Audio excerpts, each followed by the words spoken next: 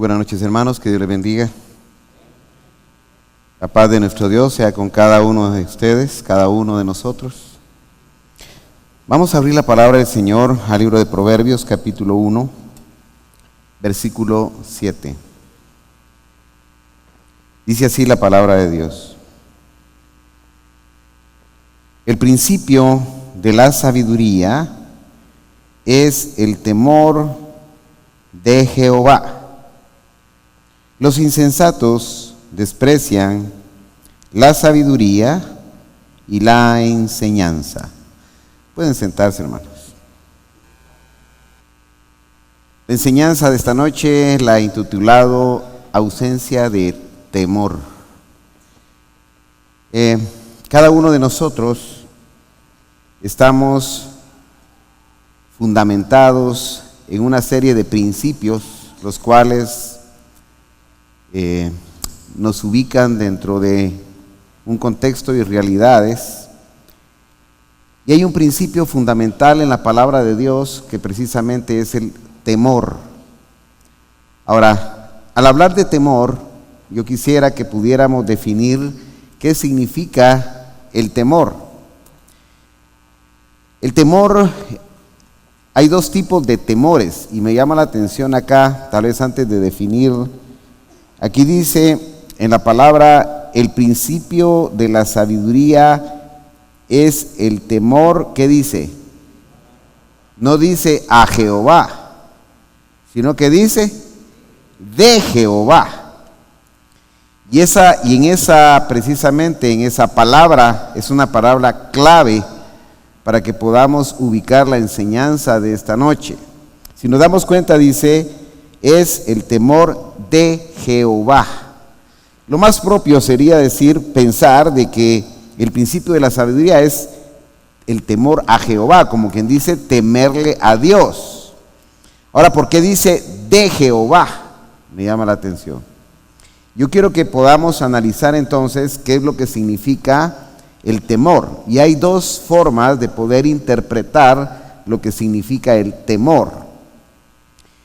Uno es bajo la perspectiva del hombre mundano, del hombre impío, del hombre que no ama a Dios, que no conoce a Dios, que no busca a Dios. Para este tipo de personas, el temor es exactamente un miedo a un juicio.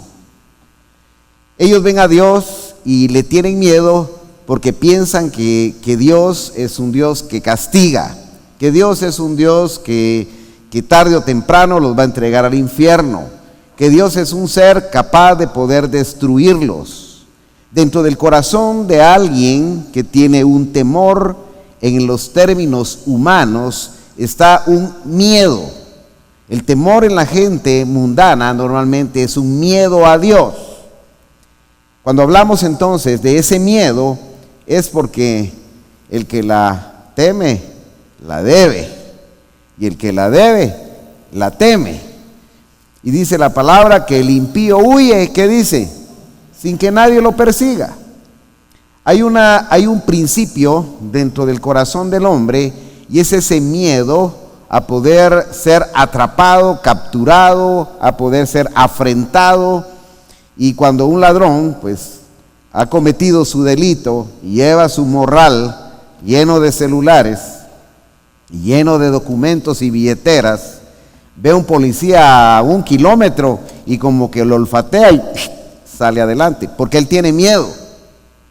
Y tiene miedo porque sabe positivamente que él lleva dentro de sí un delito, lleva dentro de sí una maldad, lleva dentro de sí algo que tiene que pagar.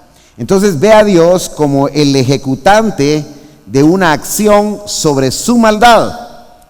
Automáticamente este hombre se siente condenado, y cada uno de nosotros podemos sentirnos en un momento de nuestra vida acusados por Dios, pero ni siquiera es Dios, es nuestra propia conciencia las que crea dentro de nosotros ese miedo conforme a los hombres impíos. Ahora, la palabra de Dios acá, al referirse del principio de la sabiduría, es el temor de Jehová. Está hablando entonces que hay un temor diferente que no es ese temor que está relacionado con el miedo, sino que el temor que debemos realmente tener a Dios es un temor de respeto. Es un temor reverente. Es un temor en el cual nosotros debemos de ser inteligentes y reconocer realmente delante de quién estamos. Por eso el conocimiento de Dios, el conocimiento de la personalidad y de los sentimientos de Dios a través de la Escritura deben demostrarnos realmente a cada uno de nosotros cuál es la grandeza de Dios, cuál es el poder de Dios, qué es lo que realmente significa Dios, para que podamos no tenerle miedo por el castigo. Cada uno de nosotros, los que hemos encontrado en Dios nuestra salvación, en los que hemos encontrado en Dios esa alternativa de poder estar en la eternidad, debemos de tener un respeto a Dios.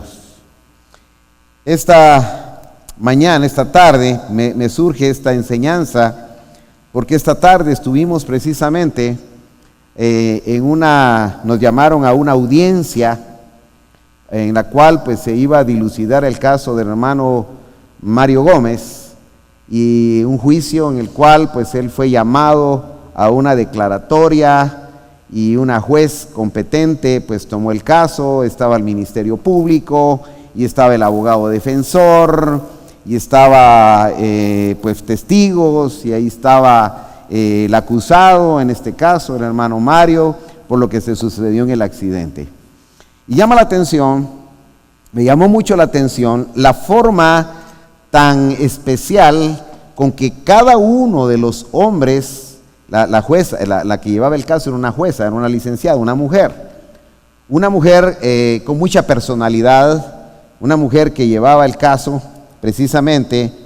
Y estábamos en la sala en donde fue la audiencia que se estaba llevando a cabo, y me llama la atención que cuando llega, todos platicando, hablando, pero cuando llega la juez, hermano, mis respetos, me llamó la atención el abogado que estaba de nuestro lado. Se coloca su saco, él estaba en camisa, se coloca su saco, se peina y se pone en una actitud reverente, si así lo quisiéramos llamar. Y todos los que estaban ahí, el fiscal del Ministerio Público igualmente se pone firme y toma sus documentos y empieza a tomar una actitud de mucho respeto. Y mire, hermanos, de verdad me llama la atención aquellos términos quizás diplomáticos, quizás protocolarios, por medio de los cuales se dirigían precisamente a la magistrada o a la jueza que estaba ahí enfrente. Aquella mujer pues con mucha autoridad, con mucha definición, con mucho conocimiento, pero aquellos hombres, yo estaba ahí prácticamente de testigo como parte de la junta directiva de la iglesia para poder avalar ahí el juicio que se estaba llevando a cabo, pero me llamaba la atención que ella era el centro de la atención y a ella se le dirigía un respeto, hermanos, y ¿será posible, mi excelentísima jueza? Y mire, y usted, mi muy apreciada, mi muy respetada. Y mi hermano, me llamaba la atención porque cada uno de los que estábamos ahí, de los abogados, porque el del Ministerio Público era un abogado, el de abogado defensor, un abogado que continuamente está en este tipo de litigios, y estaba otras personalidades, hermanos, inmediatamente cambiaron su actitud. Yo solo estaba ahí viendo, hermanos, me quedé callado, no abría mi boca. Yo dije, aquí no me conviene hablar nada. Solo estaba rogándole a Dios que en el corazón de aquella mujer hubiera una actitud positiva hacia lo que estábamos viendo. Hermanos, pero ¿cuál es realmente el objetivo de poder describirles esta situación tan especial? Es precisamente ese respeto, es precisamente esa actitud de aquella gente que conocía quién era aquella jueza. Yo le puse mucha atención, soy muy observador, y miraba la cara del fiscal, miraba la cara del abogado defensor, miraba la cara de los que saben qué es lo que se está llevando a cabo ahí, mis hermanos, y yo decía al inicio, ¿y cuál es la razón realmente del por qué tanta reverencia, tanta palabra pulida, rebuscada, tanto protocolo hacia aquella persona? Hermanos, y empecé a analizar. Y es que en la boca de ella y en la firma de ella estaba la decisión del juicio. No sé si me voy a entender, hermano. Ella tenía en ese momento toda la potestad de decir, este hombre sale libre o se queda preso. Y estos profesionales de las leyes sabían la capacidad que esta mujer tenía para poder analizar conforme a la ley, y ellos tenían que someterse, tenían que sujetarse. Quizás sea una figura humana la que yo estoy tratando de emplear para poder ilustrar de alguna forma cuál es la actitud de alguien que logra entender la autoridad de alguien superior. Hermano, me llama mucho la atención, porque yo le digo, la verdad es que estábamos en el salón, estábamos ahí con hermanos Carlos Medina y estábamos ahí en la cuestión del juicio, y llega la jueza con toda autoridad y dice, ¿y dónde está el representante del Ministerio Público? Sí, licenciada, sí, aquí estoy. Sí. ¿Y dónde está el abogado defensor? Sí, licenciada, aquí estamos. ¿Y dónde está el secretario ahí adjunto? ¿Y ahí estamos todos presentes? Y estos dos señores que hacen aquí, nos dice a nosotros con el hermano Carlos Medina, pues aquí presentes nada más. Pues nada que ver, dijo. Yo voy a tratar el caso aquí con la gente que sabe. Amén, dijimos nosotros, ahí estábamos, nosotros estábamos orando, hermanos. Porque sabíamos que el que tenía arriba de un alto, hay otro más alto. Y arriba de todos los altos está mi Dios.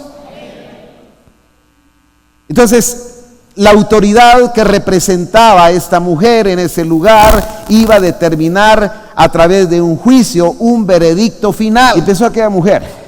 Bueno, hermanos, según el artículo no sé cuánto, según el artículo 310, que el artículo 208, y anote secretario y con una grabadora, y el artículo del 101 al 104, hermano, yo me fui así, mi hermano, no entendía qué es lo que estaba pasando. Todos los códigos que se leyó, hermanos, de la A a la Z, y tenía su gran libro de este tamaño en donde estaban todos los códigos, se jugaba el libro para acá, para allá, y los abogados que estaban ahí, hermanos, estaban viendo, sí, correcto, licenciada, sí, correcto, señora jueza, ni muy estimada, ni muy apreciada, y mire, le tendían una alfombra, hermanos, estoy hablando figurativamente, para que aquella mujer pudiera, al final de las cosas, y bueno, y ahora mi veredicto final. Sí, señora jueza. Mire, y el abogado, para que yo hablara, yo no podía hablar, hermano. Ahí yo no era nada, hermano Carlos Medina, no éramos nada, hermano. Ahí sí que nos sometimos a la mínima expresión humana, solo a respirar profundamente. Pero lo importante de esto es que entendimos que estamos en una comunicación con nuestro Dios y que Dios tenía toda autoridad, y después de tantas, para poder accesar a ella, tenía que ser el abogado defensor el que tomara la palabra, y hermano Carlos Medina, ¿será posible tal cosa?, le dice el abogado. Y el abogado dice, voy a interceder por ustedes. A ver, y señora jueza, con todo el respeto que usted me merece, con toda la grandeza de su puesto, de su lugar, yo quisiera pedirle por favor si los señores pueden tener una intervención. Nada, no da lugar. Y nos dejó mudos. Lo que no sabía es que nuestras armas espirituales estaban funcionando, hermanos. Estábamos rogándole a Dios. Pero el caso al cual me quiero referir es ese temor que debe de infundir alguien por la grandeza que tiene. ¿Me explico, hermano? Y si 2, 3 profesionales que estaban ahí de alta calidad, porque los otros abogados no eran cualquier gente, uno era un delegado del Ministerio Público con mucha capacidad, pero la jueza era la jueza. Y la que tenía que definir el caso era la jueza. Cuando uno llega a entender entonces que hay alguien que tiene la capacidad para condenarte o para absolverte, entonces debe haber un respeto, un temor reverente. No sé si me doy a entender, hermano. Muchos de nosotros, hermanos, hemos perdido ese concepto de lo que significa ese temor reverente a Dios, porque no tenemos quizás la plena conciencia de lo que significa realmente la grandeza de Dios y la capacidad de Dios para tomar las mejores decisiones o las peores decisiones para tu vida. Recuerdo que después de muchos análisis que tuvimos ahí durante ese juicio que se estaba llevando a cabo, concluye la jueza de la siguiente manera: por toda la autoridad que me ha dado el Estado de Guatemala, de acuerdo a las leyes esta y a la ley la otra y la ley la otra, yo como jueza y como la que he sido delegada para el presente caso, declaro inocente al acusado acá.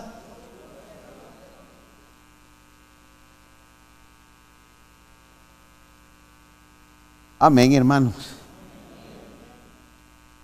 Pero hay un juez de jueces. Hay un Señor de señores. Hay un Dios todopoderoso, que Él es el que maneja todas las cosas. La buena pregunta es, si los hombres son capaces de respetar a un juez de este mundo, ¿cuánto más nosotros no debemos de respetar a nuestro Dios, hermano? Y ese es el punto realmente en el cual quisiera enfatizar en esta noche. ¿Cuánto realmente, en qué lugar, en qué posición tenemos nosotros realmente a nuestro Dios? ¿Cuál es ese tipo de valor espiritual que estamos manejando dentro de nosotros acerca de ese temor reverente del cual la palabra se refiere? En el cual cada uno de nosotros tendríamos que tener plena conciencia que en la mano y en la boca de Jehová están las mejores decisiones para nuestra vida, las cuales puedan otorgarnos la bendición de la vida eterna o la condenación al infierno. Es que me llamó la atención, hermanos, cómo aquellos hombres que estaban ahí a la defensa y en la fiscalía miraban la actitud de ella. Y el licenciado, el defensor, se entronaba los dedos,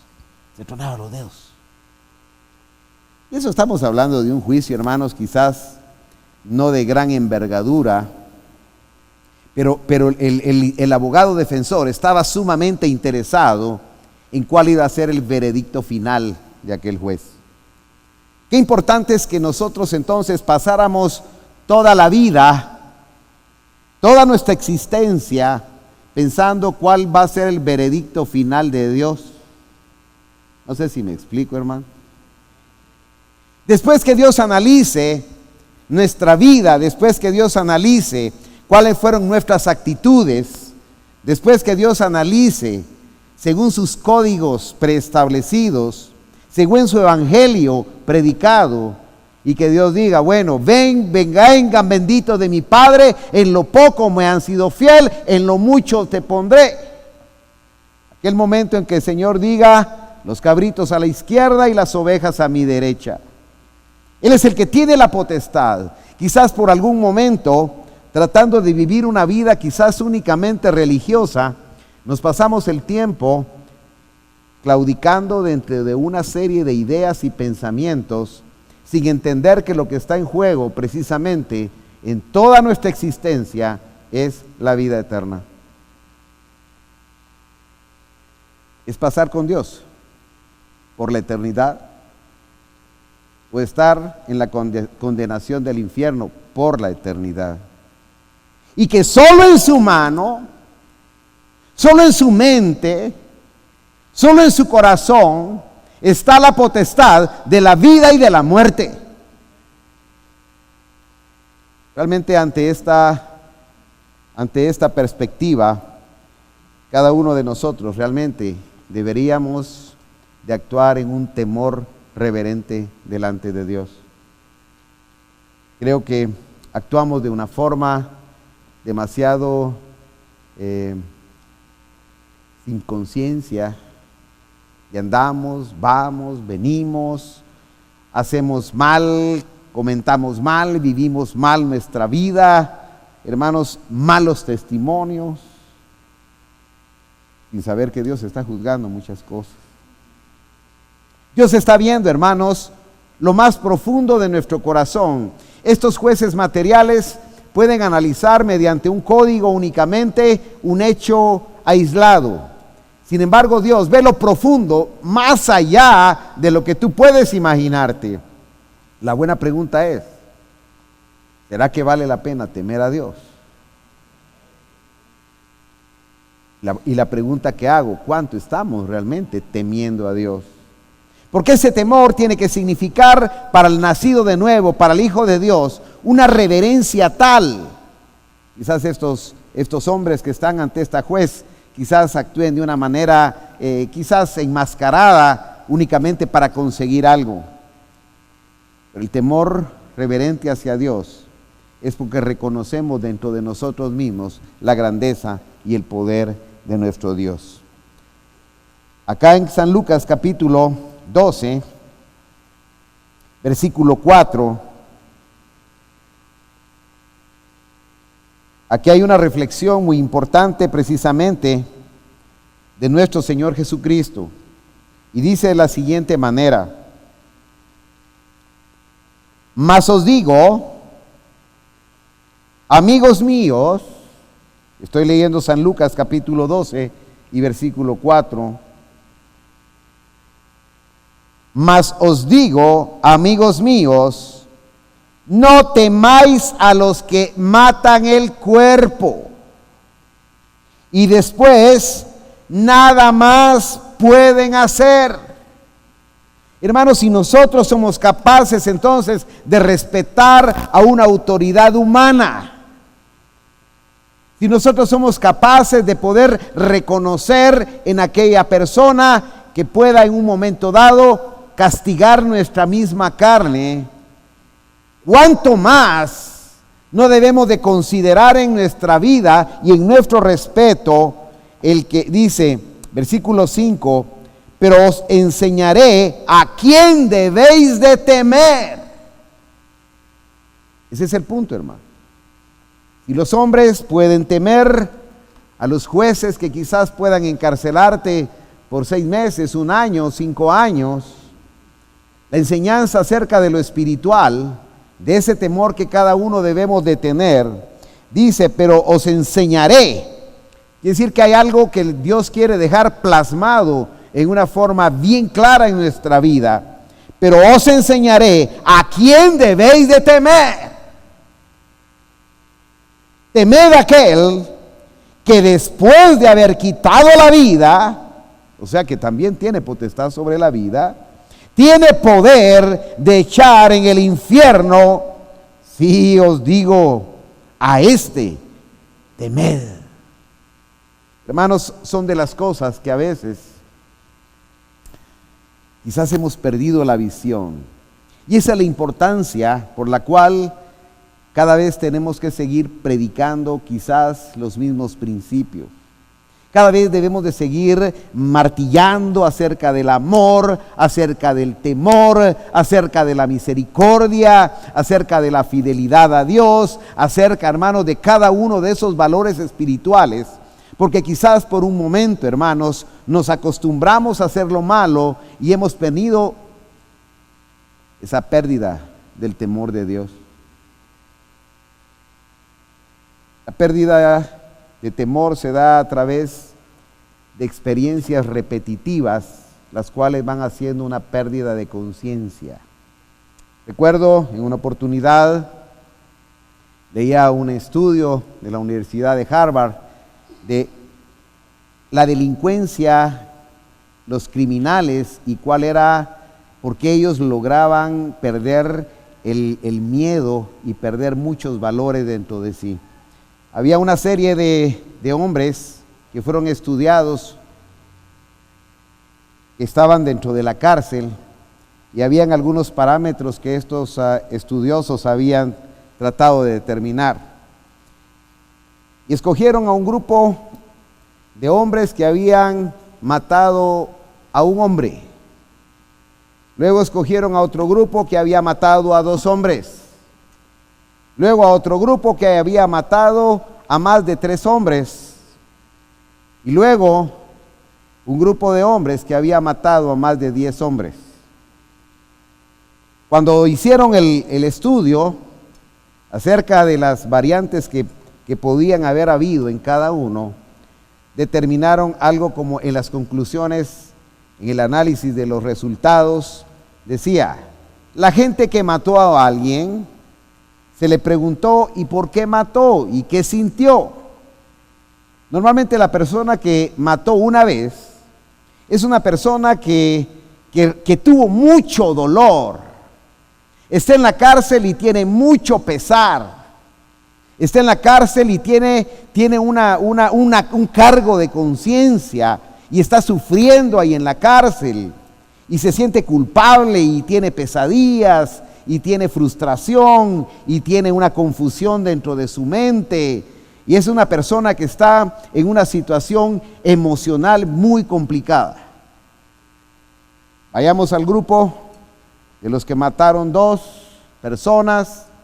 Estas personas que están allí recluidas, se les hace las mismas preguntas y aquellos dicen, bueno, aquí estamos, soy malo y no sé qué me pasó, fue un momento de violencia, fue un momento en el que no supe qué es lo que estaba haciendo, un momento en el cual me cegué y pues aquí estoy sufriendo, pero ya había cierta merma del dolor que ocasionaba una muerte. Cuando entraron con aquellas personas que habían matado más de 5 personas, ya había otro comportamiento. Y el comportamiento de aquellas personas era que, bueno, mire usted, aquí estoy. Y lo que diga el juez, pues ahí estamos usted.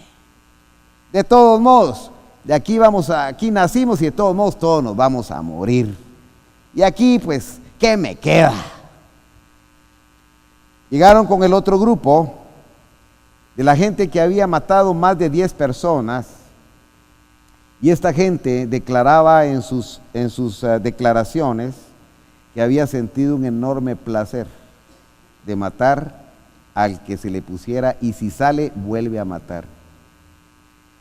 ¿Qué es lo que sucede entonces? Precisamente en la mente del hombre hay un acomodamiento en cuanto al mal y se va perdiendo paulatinamente esa conciencia de maldad, esa conciencia de pecado, esa conciencia de error, y el hombre entonces dentro de sí empieza a tener una autojustificación. Sí, pues como aquí hay que defenderse, como así es la vida, como así es la sobrevivencia, y el hombre termina entonces conviviendo con el crimen, con la maldad, y empieza a ser parte de una forma de vida que no logra ubicar. Exactamente, hermanos, es lo que sucede en la vida de cada uno de los hombres, los cuales de alguna manera se puede empezar a tener una relación continua con la maldad y con el pecado. Y empezamos como que al inicio con grandes cargos de conciencia, y empezamos a sentir cuando cometemos un error o una falta de temor a Dios, como que al inicio, como que sentimos que va a venir el castigo de Dios, como que tendemos a escondernos delante de Dios. Pero paulatinamente, a través de la costumbre del pecado dentro de nuestra vida, existe un acomodamiento. Hay un término que usan los antropólogos y dicen que el hombre es un animal de costumbres. El hombre se acostumbra a todo, hermano. Y dicen de que una de las especies animales de mayor adaptación es el hombre. El hombre puede vivir en el desierto, como puede vivir en el Polo Norte, como puede vivir, mis hermanos, ahí en las áreas más difíciles, y el hombre se adapta. En ese proceso de adaptación físico, también existe el proceso de adaptación dentro de la mente y dentro del mismo espíritu. Y cada uno de nosotros empezamos a aceptar el pecado dentro de nuestra vida, empezamos a convivir dentro de aquello, Recuerdo que en una oportunidad me tocó bajar allá a la Limonada. Yo creo que la Limonada ya está más tranquila ahora. Pero en el tiempo que me tocó que bajar allá a la Limonada, pues la verdad es que yo sí tenía temor, pues. Decían que ahí uno lo pullaban con una tortilla tiesa y que con un hilo almidonado y qué sé yo, era una cosa terrible. Y bueno, la cuestión es que había que ir precisamente al lugar, en un lugar difícil para ir en ese tiempo. Y recuerdo de que había un muchacho que estaba ahí que le interesaba que yo fuera ahí a hacer una visita a ese lugar y hasta abajo, hermano, de la Limonada. Pero yo le dije, yo voy, le dije, ahí estamos, pero me llama la atención que llegaron dos muchachos, llegaron a traerme ahí por donde estaba el estadio y me dice, bueno, tranquilo, me dijo. Así le digo yo, y me ve intranquilo, pues, yo digo que sí, ya le han contado, me dijeron. Tranquilo, se va a ir con nosotros, y si va con nosotros, no le pasa nada. Total, hermanos, que bueno, dije, vamos pues allá abajo, hermanos, sí. Empezamos a descender ahí a ese lugar, hermanos, y cuando íbamos bajando ahí, me da cuenta que los muchachos que estaban ahí, hermanos, afilando a sus navajonas y todo ahí, mira, hermano. Y los muchachos que iban conmigo, ¿qué tal vos? ¿Y qué tal vos? Hola, manito, le decían los otros. O sea, ellos estaban acostumbrados a ese sistema, que el sistema ya no les hacía daño. No sé si me voy a entender. El hombre se acomoda a una forma de vida y ya no puede distinguir entre algo nocivo o algo bueno. Se acostumbra de alguna manera. Hermanos, y dicho y hecho, salí ahí, mi hermano, limpio, mi hermano. Salí sin ninguna herida y salí contento de la visita que fui a hacer. ¿Qué es lo importante dentro de esto? Que podamos entender que muchos de nosotros hemos perdido la conciencia acerca del temor de Dios. No el temor a Dios, sino el temor de Dios. El temor de Dios es aquel respeto que infunde la grandeza y el poder de Dios.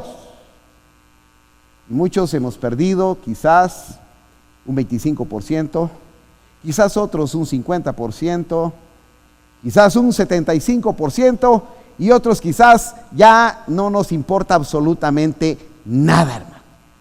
Y actuamos de una manera, hermanos, cual impíos y sin tener ningún temor.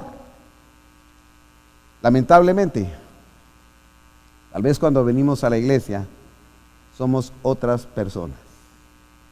Somos gente quizás diferente. Y venimos acá, hermano, qué sé yo, y mi hermanos, qué difícil poder entender realmente. Nos ponemos una máscara, nos ponemos la mejor máscara, y quizás para las mujeres sea más fácil, se ponen un velo, y es más fácil aparentar una santidad, un temor a Dios que no se tiene. El temor a Dios ha de manifestarse en todos los actos de nuestra vida. Es allá precisamente en el trabajo, donde quizás cuando los compañeros inician con palabras soeces, con chistes en doble sentido, con cosas que no convienen, y nosotros estamos ahí en el mismo espíritu, hermano. Sí, qué bueno, y que alegre, y qué sé yo. Es aquel momento en el cual la gente y los vecinos no saben si somos cristianos o no lo somos, porque nuestras costumbres son exactamente iguales, hermanos. Nuestras actitudes no denotan de ninguna manera un temor a Dios. Hace unos días murió alguien que vino a la iglesia mucho tiempo, y pues una muerte trágica, y pues platicando con alguien, le decía, bueno, pues porque ella sabía que él algún tiempo vino a la iglesia, y me dice, ella me dice, ya supo que murió tal persona, me dijo. Sí, le dije yo, ya sé, pues, ahí sí que Dios sabe, le dijo. Dios sabe, me dijo, pero yo también, me dijo. Y le dije yo no puedo juzgar nada, le dijo, No, yo no estoy juzgando nada, solo lo que vi, me dijo. Yo desde hace muchos años, cuando él se fue de la iglesia, empecé a ver que era un borracho, que era un parrandero, que cometía un montón de infracciones, que era un peleador. Y empezó a describirme, mire hermanos, 1001 cosas. Y entonces me dice, es un hombre que dejó de buscar a Dios, dejó de temer a Dios, me dijo. Entonces me dijo, tal vez usted no lo sabía, me dijo.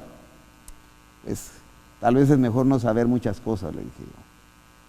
Pero si usted lo sabe, es que Dios le ayude, le digo yo.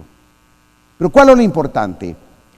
La vida nuestra está siendo vista y analizada por millares de ojos, hermano, que están atentos a nuestra conducta, que están atentos a nuestro comportamiento, que están atentos a cualquier actitud positiva o negativa que cada uno de nosotros tengamos.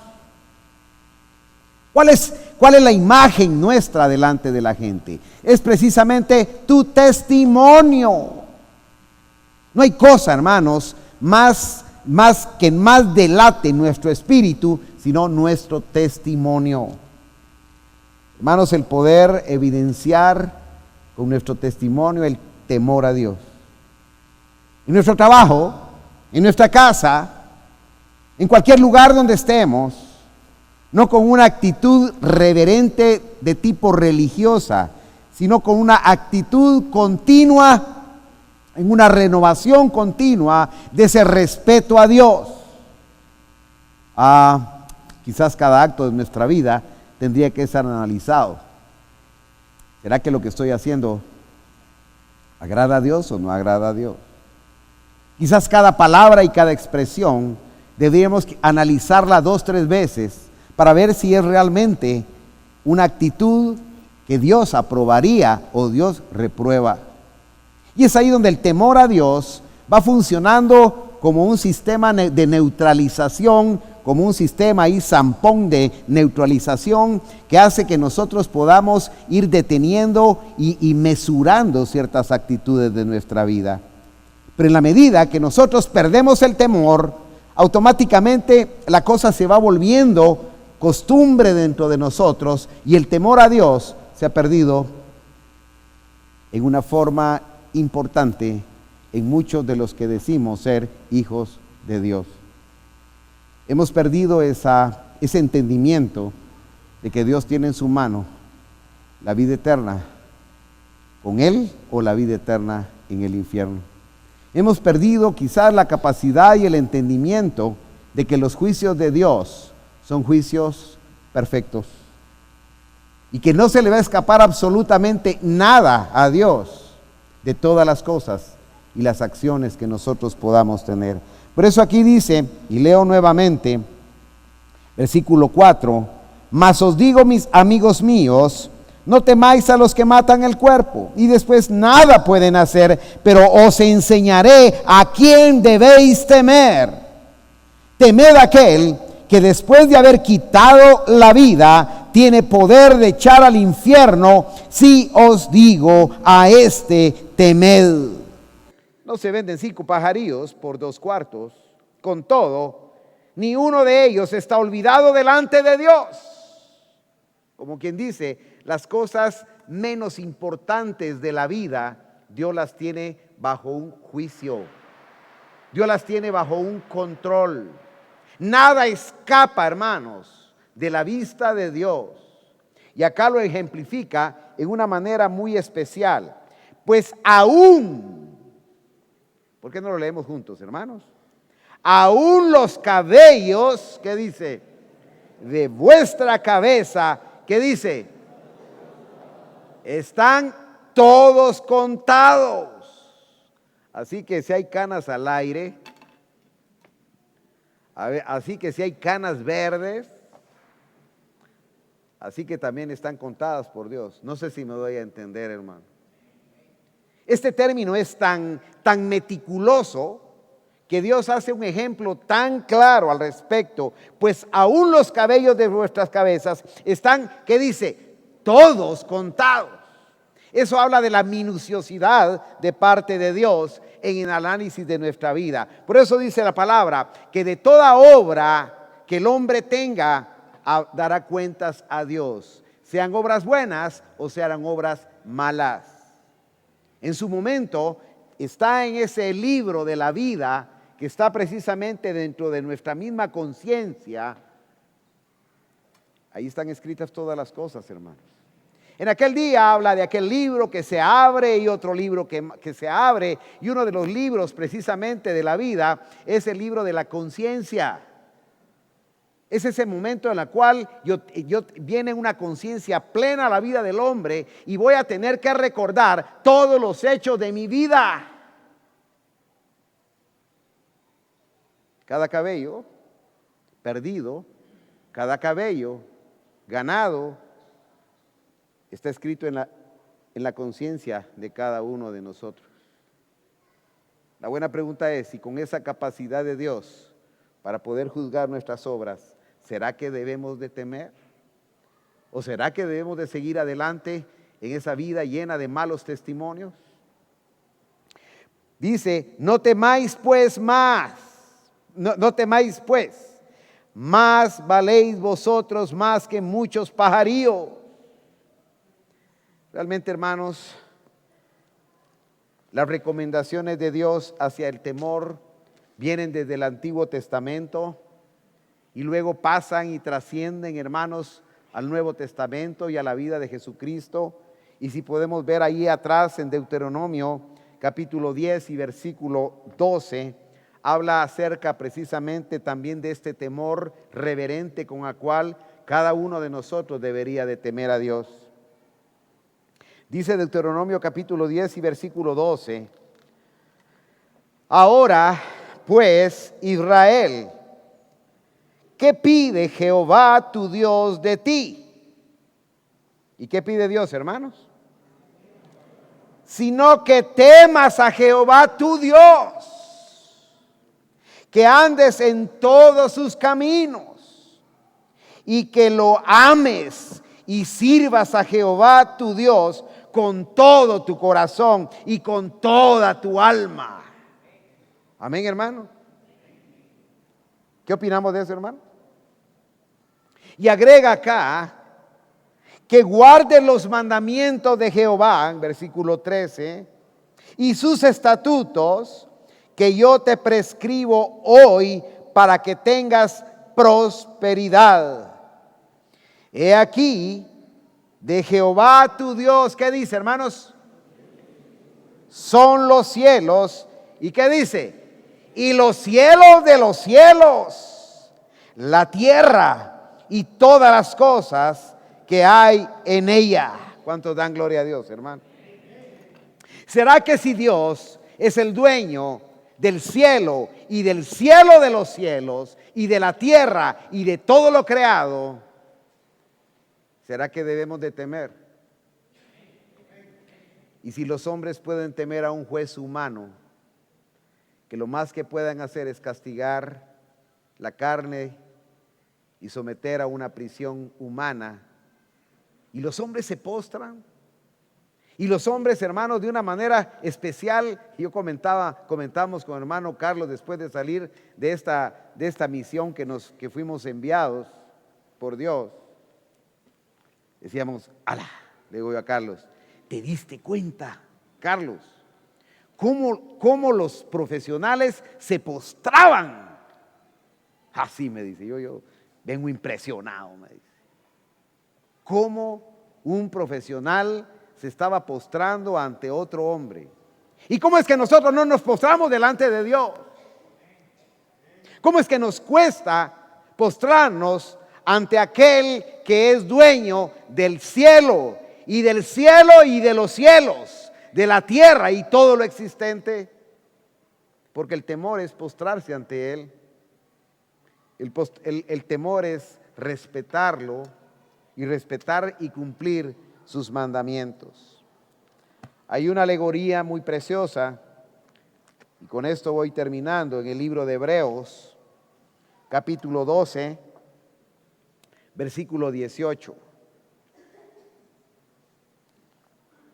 Y aquí habla, hermanos, precisamente de cómo es que cada uno de nosotros de verdad deberíamos de valorar la parte espiritual más que cualquier cosa de parte de Dios. Leo el libro de Hebreos capítulo 12, versículo 18. Amén. Y dice la palabra: porque no os habéis acercado al monte que se podía palpar y que ardía en fuego, a la oscuridad, a las tinieblas y a la tempestad. Acá, hermanos, hay algo muy especial. Estamos hablando precisamente del monte de Sión. Estamos hablando, hermanos, de aquel monte en el cual Moisés recibió precisamente los 10 mandamientos, las tablas de la ley.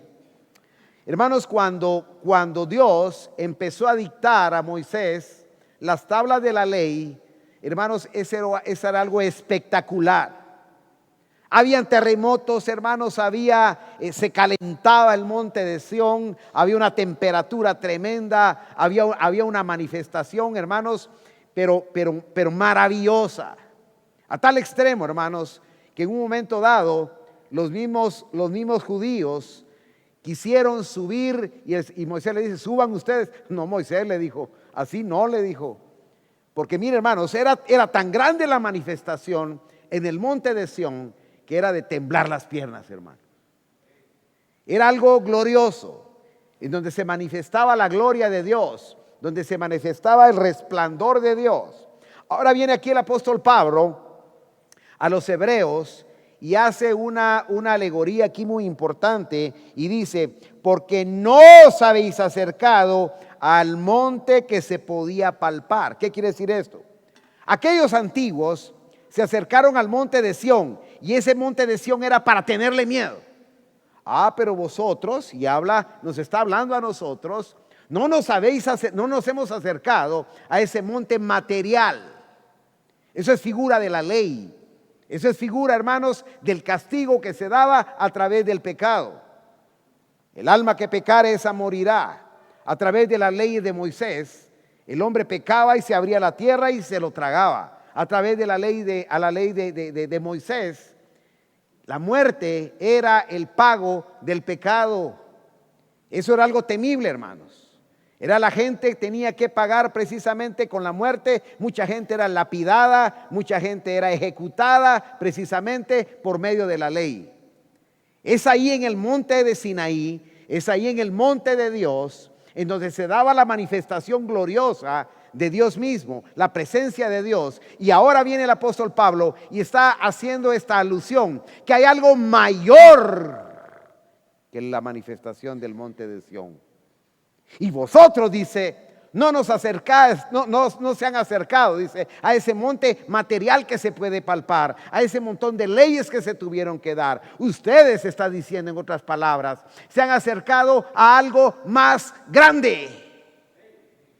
Y si aquellos judíos fueron capaces de temblar ante ese terremoto, ante ese ruido, ese rugido del monte de Sión, ante esa gloria del monte de Sión, ¿cuánto más nosotros no deberíamos de temer? Eso quiere decir.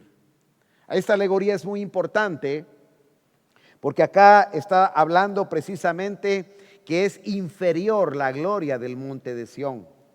Dice, y que ardía en fuego. Mi hermano, eso era algo tremendo. Eso era algo impresionante. A la oscuridad, a las tinieblas y a la tempestad. Habían truenos, habían rayos, hermanos, y una manifestación tremenda. Al sonido de la trompeta y a la voz que hablaba, la cual los que la oyeron rogaron que no se les hablase más. Ya basta, Moisés. Ya no queremos oír eso. Mejor anda tú y resuelve allá, porque esto es algo que da miedo. La gente, cuando se enfrentó ante la manifestación de Dios en el monte de Sión, entró en gran temor, en gran miedo. Era algo espeluznante, era algo difícil de asimilar para ellos. Porque no podían soportar, versículo 20, lo que se ordenaba: si aún una bestia tocar el monte, será apedreada o pasada con dardo. Mire, hermanos, era algo precioso, algo espectacular. Y tan terrible era lo que se veía que Moisés dijo, como dijo Moisés, hermano: estoy espantado y estoy temblando, dijo Moisés. Eso era Moisés, hermano. Imagínese todo el pueblo. Ahora estaba aquí el apóstol Pablo a los hebreos, está diciendo eso que fue terrible y que le dio tanto miedo al apóstol Pablo, no es nada, dice. Y hermanos, pongámosle sentido. Aquí el apóstol Pablo está diciendo: miren, si aquello fue grande, eso no es nada. Ahora, hermanos, yo creo que eso debería pararnos los pelos a todos, ¿o no creen, hermano? Eso no es nada. El apóstol Pablo habla aquí que Moisés se refiere precisamente, dice, porque esta sí es palabra de Moisés: estoy espantado. Eso lo podemos ver precisamente en el libro de Éxodo, capítulo 19, cuando está recibiendo la revelación precisamente de los 10 mandamientos. Estoy espantado y temblando. Ahora viene esta contraposición, este análisis de la grandeza de lo que estamos viviendo hoy. Si no, dice que os habéis acercado, ¿qué dice, hermanos? Al monte de Sión, ¿qué dice? A la ciudad del Dios vivo, Jerusalén, ¿qué dice? La celestial, a la compañía, que dice, de muchos millares de ángeles. ¿Cuántos dan gloria a Dios? Esa es nuestra gloria actual. Aquella presencia de la ley, aquella presencia de la manifestación material de Dios, producía de alguna manera un miedo, un terror al extremo que Moisés mismo tuvo miedo, y era el que tenía que recibir la administración de parte de Dios. Ahora Dios dice: bueno, ahora aquí estoy. Hermanos, ¿qué pasó cuando vino el Señor Jesús?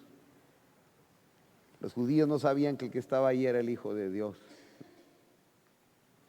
Por eso dice la palabra: a los suyos vino, mas los suyos no le recibieron. La gente no pudo percibir esta nueva dispensación. La gente no pudo distinguir esa presencia de Dios y por eso lo desecharon. Por eso a todos los que creen en su nombre les dio potestad de ser hechos hijos de Dios. Somos nosotros los que ahora hemos recibido precisamente a través de esta nueva etapa dispensacional, esta forma espiritual de la grandeza de Dios. Pero ahora, hermanos, que estamos viendo lo más grande, somos más indiferentes.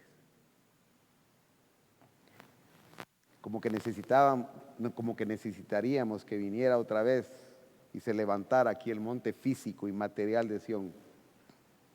Yo les aseguro de que si empezara a levantar un volcán aquí, hermanos, en este momento, y empieza a tirar rayos, centellas, y empieza a temblar este lugar, todos nos ponemos de rodillas y nos postramos, hermano. Seguro. ¿O no creen que es así? Imagínense que el lugar empieza a temblar, hermano. Que se empieza a levantar un monte aquí físico, un volcán, que empieza a querer hacer erupción. Hermanos, los que puedan huir se van, y los que no, estamos postrados, tirados ahí, y clamando a Dios, suplicándole a Dios. Pero como la manifestación hoy es espiritual y el llamado es espiritual, por eso muchos de nosotros no percibimos lo espiritual y no entendemos la grandeza del momento y de la dispensación que estamos viviendo. Somos indiferentes, hermano. Ya no hay respeto, ya no hay temor de Dios. Nos acomodamos simplemente a un término religioso, nos ubicamos dentro de un puestecito, dentro de la misma congregación, y abandonamos lo más importante, que es poder reconocer la grandeza y el poder de Dios. Ya no hay temor. Por eso nuestras vidas, hermanos, están desubicadas precisamente de los mandatos divinos.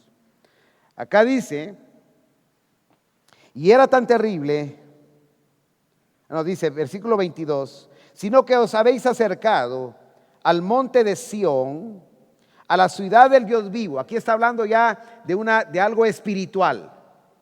Está hablando de esta nueva dispensación en lo cual dice Dios: ya no escribiré mis mandamientos en tablas de piedra, sino que los escribiré en vuestros corazones. Esa es la dispensación que estamos viviendo. Y si Dios no calca, no graba los mandamientos de Él en nuestro corazón, hermanos, no va a pasar absolutamente nada. No va a haber amor a Dios, no va a haber temor, no va a haber guardar los mandamientos de Dios. Pero esa obra es un milagro que Dios hace con los que Él quiere. Por eso dice la palabra: el que tenga oídos para oír, que oiga. No todos pueden lograr entender lo espiritual, y no todos podrán lograr obedecer a Dios. Y dice: a la ciudad del Dios vivo. Y habla, hermanos, de la Jerusalén, pero no la Jerusalén en donde estaba el monte de Sión, sino a la Jerusalén celestial. Esa es la dispensación que estamos viviendo. A la compañía de millares de ángeles. Y sigue diciendo en el versículo 23, a la congregación de los primogénitos que están inscritos en los cielos. ¿Qué quiere decir esto, hermanos? Aquí en esta dispensación de la gracia ya se incluyen Pablo, se incluye Juan, se incluye Mateo, se incluye Jeremías, se incluye la antigua dispensación y la nueva dispensación. Aquí, hermanos, recuerden de que Cristo dice que cuando murió, dice que descendió a predicar a los que estaban allá en los infiernos. Y es ahí donde, por medio de la fe, aquellos que durmieron en fe pudieron recibir precisamente para estar unificados en esta nueva dispensación de fe, en esta nueva dispensación espiritual. Porque no fue la ley la que salvó a Abraham, no fue la ley la que salvó a Moisés, no fue la ley la que salvó a David, sino que fue la gracia del Señor Jesús. Fue la misericordia y la fe en Cristo Jesús. Quiere decir que aquellos muertos creyeron en el Señor Jesús. Y estos son con los que nos hemos encontrado hoy. Aquí lo dice, hermanos, no solo con los ángeles, sino que también, ¿qué dice, hermanos? Con la congregación, ¿qué dice? ¿De qué? ¿Y quiénes son los primogénitos? Son los hermanos que nos antecedieron, hermanos, los primeros. ¿Quién es nuestro padre espiritual? Nuestro primer padre espiritual, hermanos. Abraham, nuestro padre Abraham, que no se salvó por obras, que no se salvó por ley, sino que se salvó por la fe en Dios. Y fue justificado por medio de la fe. Entonces esa congregación de primogénitos son los que están en esta congregación bendita espiritual, en esta dispensación, hermanos, de la cual el apóstol Pablo se está refiriendo, que están inscritos en los cielos. ¿Y a quién más, hermano? ¿A quién? A Dios con mayúscula. Amén, hermanos. Eso quiere decir al Dios eterno, no los diositos de este mundo, no los juececitos, hermano, de este mundo que solo por estudiar en una universidad puedan alcanzar un título. Es el juez de los jueces, es el Dios eterno, y Él es el que está precisamente acá en medio de nosotros. Y habla, dice, a Dios el juez de todos, a los espíritus de los justos hechos perfectos. Está hablando de todos los que han de ser salvos. A Jesús. ¿Cuántos dan gloria a Dios?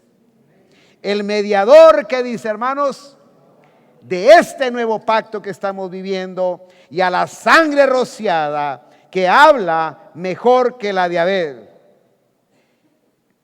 Mirad que no desechéis al que os habla, porque ahí está el punto, hermano. ¿Qué quiere decir desechar?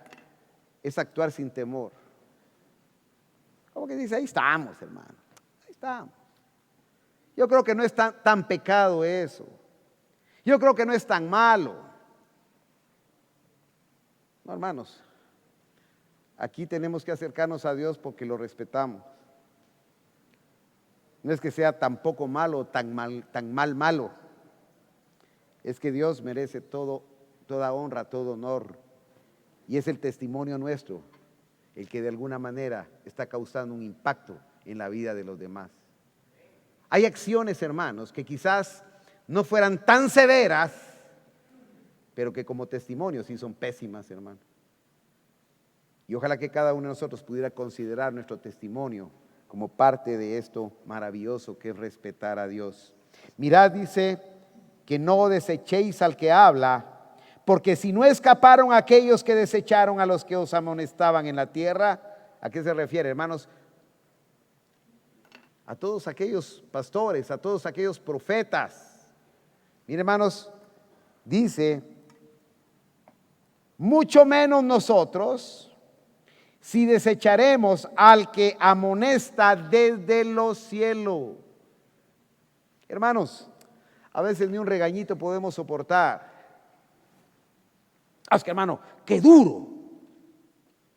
Es que, hermano, fue muy, muy duro lo que se está haciendo. Hermano, estas son las cositas que nosotros podemos ver y hacer. Hermanos, y si Dios toma en cuenta aún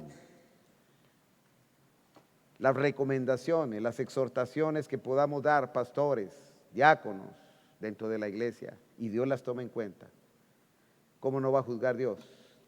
Que es el que juzga desde los cielos, hermano, el cual no se le escapa absolutamente nada. Dice, la voz del cual conmovió entonces la tierra, pero ahora ha prometido diciendo, aún una vez, y conmoveré no solo la tierra, sino también el cielo. Y esta frase, aún una vez, indica la remoción de las cosas móviles como las cosas hechas para que queden inconmovibles. Así que, recibiendo nosotros un reino inconmovible, estamos hablando del reino de Jesucristo, tengamos gratitud y mediante ella sirvamos a Dios agradándole, como dice, hermanos, con amor, con temor y reverencia. Porque nuestro Dios, ¿qué dice, hermano? Vamos a orar al Señor.